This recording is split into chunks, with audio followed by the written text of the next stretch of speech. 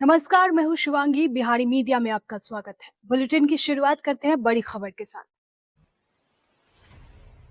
बिहार में बाढ़ प्रभावित इलाकों में एयरफोर्स की एंट्री, हेलीकॉप्टर से फूड पैकेज की एयर ड्रॉपिंग। बिहार में बाढ़ से 9 लाख से ज्यादा आबादी प्रभावित हुई है। गांव से लेकर खेत तक सब जलमग्न है। राज्य के 16 जिलों में बाढ़ का कहर देखने को मिला। सबसे ज्यादा कोसी और गंडक के तटबंधों पर बसे लोगों को बाढ़ का दंश झेलना पड़ रहा है। इस बीच बाढ़ प्रभावित इलाकों में राहत कार्यों में एयरफोर्स की मदद ली गई है। वायुसेना के हेलीकॉप्टर से फूड पैकेज की एयर ड्रॉपिंग की जा रही है। इससे पहले मुख्यमंत्री नीतीश कुमार ने बाढ़ प्रभावित क्षेत्रों का एरियल सर्वे किया था। हवाई सर्वे के बाद सीएम नीतीश ने अधिकारियों को युद्ध स्तर पर राहत कार्य चलाने का निर्देश दिया। नीतीश सरकार की बड़ी पहल, अब वाहन चालकों को मिलेगी बड़ी सुविधा, परिवार वालों को भी मिलेगा लाभ। बिहार सरकार ने सड़क सुरक्षा और दुर्घटनाओं को कम करने के लिए एक नई योजना की शुरुआत की है। इस योजना के तहत राज्य के व्यावसायिक वाहन चालकों को बीमा, स्वास्थ्य जांच और कौशल विकास के लिए सहायता प्रदान की जाएगी। इस योजना से ट्रक, बस और टैक्सी जैसे वाहन चालक ड्राइवरों और उनके परिवारों को काफी लाभ होगा। बिहार में दुर्गा पूजा के दौरान बारिश होगी या नहीं, मौसम विभाग ने दी बड़ी जानकारी।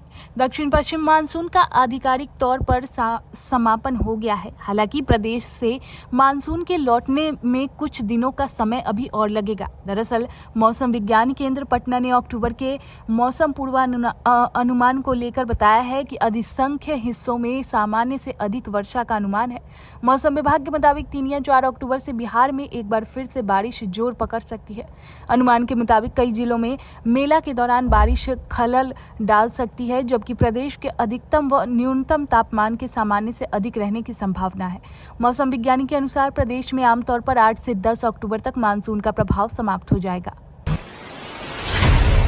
बिहार में सेना भर्ती रैली की तैयारी शुरू, इन 7 जिलों में अभ्यर्थियों के पास होगा मौका। बिहार में सेना बहाली की तैयारी शुरू हो चुकी है। पटना में इस साल के अंत में ये रैली होगी, जिसमें आधा दर्जन से अधिक जिलों में अभ्यर्थी हिस्सा लेंगे। इसे लेकर प्रशासन ने अपनी तैयारी भी शुरू कर दी है। सेना भर्ती की तैयारी को लेकर पटना में बैठक की गई। अनुमान है कि करीब 7,000 अभ्यर्थी इस रैली की हिस्सा लेंगे। भारतीय सेना में भर्ती के लिए 10 से 20 दिसंबर तक न्यू KLP ग्राउंड चांदमारी दानापुर कैंट में रैली होगा। इससे 7 जिले पटना, सिवान, सारण, गोपालगंज, वैशाली, बक्सर और भोजपुर के अभ्यर्थी भाग लेंगे। लगभग 6 से 7,000 उम्मीदवार रैली में शामिल हो सकते हैं। दरभंगा से बेतिया तक भयावह हुई बाढ़, केंद्र ने जारी किए 655 करोड़ रुपए। बिहार के उत्तरी जिलों में बाढ़ की स्थिति भयावह हो गई है। दरभंगा से बेतिया तक हाहाकार मचा हुआ है। मंगलवार को पटना और बांध टूटने के बाद नए इलाके में बाढ़ का फैल गया है। भारतीय सेना राहत कार्य में जुटी गई है। केंद्र सरकार ने भी बिहार में बाढ़ से राहत और बचाव कार्य के लिए 655 करोड़ रुपए जारी किए हैं। साथ ही केंद्रीय मंत्री की एक टीम राज्य के बाढ़ प्रभावित इलाकों का दौरा करेगी और नुकसान का जायजा लेगी। इस बीच मुख्यमंत्री के निर्देश के बाद आपदा प्रबंधक विभाग और जिला प्रशासन ने राहत एवं बचाव कार्य तेज कर दिए हैं। पश्चिमी चंपारण में गंडक व करताहा नदी, पूर्वी चंपारण में गंडक और दरभंगा में कमला बलान के तटबंध 5 जगहों पर टूट गई है। उत्तर बिहार में अब तक छोटी बड़ी नदियों पर 18 जगहों पर तटबंध या रिंग बांध ध्वस्त हुई है।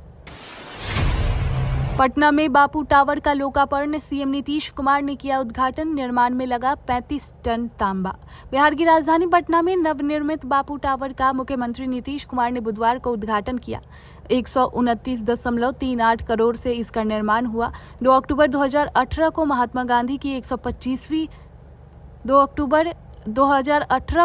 गांधी की 150वीं जयंती पर शिलान्यास मुख्यमंत्री नीतीश कुमार ने किया था।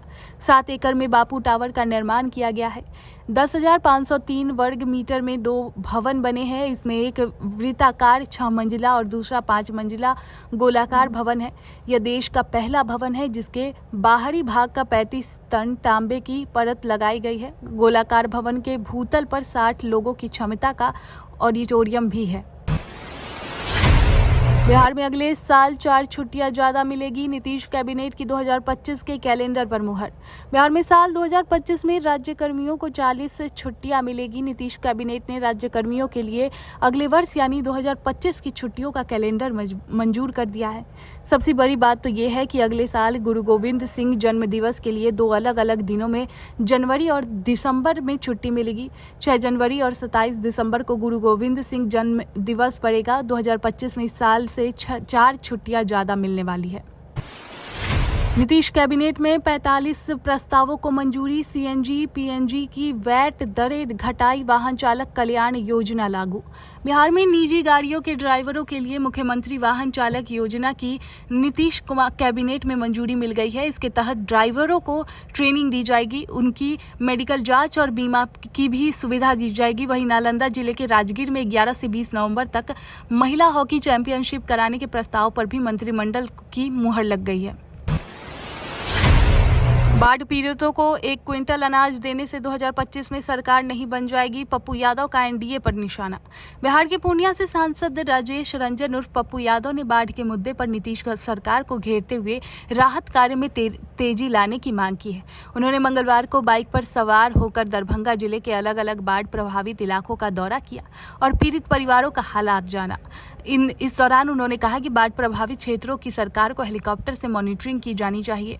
एनडीए सरकार पर निशाना साधते हुए उन्होंने कहा कि सिर्फ बाढ़ पीड़ितों को 1-1 क्विंटल अनाज देने से सत्ताधारी पार्टियां 2025 के विधानसभा चुनाव में फिर से सत्ता में नहीं आ सकती है।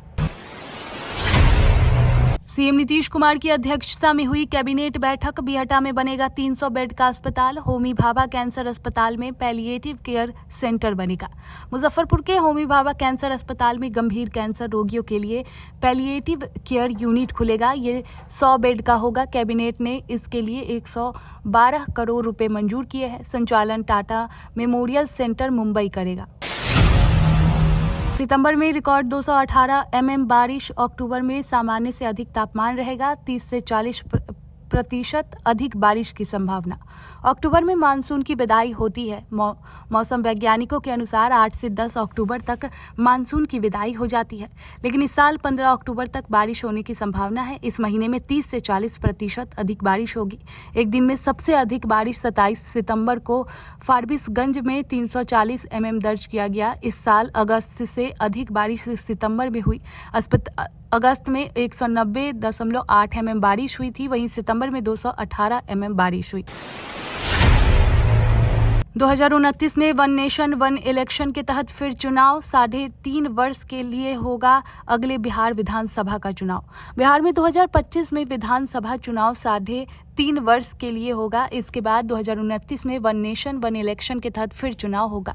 ये लोकसभा चुनाव के साथ होगा। भाजपा के प्रदेश अध्यक्ष डॉक्टर दिलीप जायसवाल ने कहा कि वन नेशन वन इलेक्शन लागू होने पर देश के सभी राज्यों में लोकसभा और विधानसभा चुनाव एक साथ होंगे। इसके तहत बिहार में भी चुनाव होगा। 2025 में बिहार विधानसभा का कार्यकाल पूरा हो जाएगा। अब आरा तक जाएगी दानापुर जयनगर इंटरसिटी एक्सप्रेस। पटना से चलने वाली कई ट्रेनों का विस्तार आरा तक किया गया है। इसमें दानापुर से जयनगर के बीच चलने वाली इंटरसिटी एक्सप्रेस भी शामिल हो गई है। अब ये ट्रेन जयनगर आरा इंटरसिटी एक्सप्रेसवे के नाम से चलेगी। ये ट्रेन 3 अक्टूबर से जयनगर से तथा 4 अक्टूबर से आरा से चलेगी। दानापुर रेल मंडल ने इसके साथ ट्रेन का नया टाइम टेबल भी जारी कर दिया है। ये ट्रेन रात्रि को करीब 8 बजे आरा जंक्शन पर आएगी और सुबह में करीब 6 बजे ये ट्रेन जयनगर के लिए प्रस्थान करेगी। इस दौरान ट्रेन का बिहटा और कुल्हड़िया में भी ठहराव रहेगा। ये ट्रेन फिलहाल दानापुर आरा के बीच स्पेशल ट्रेन के रूप में चलेगी।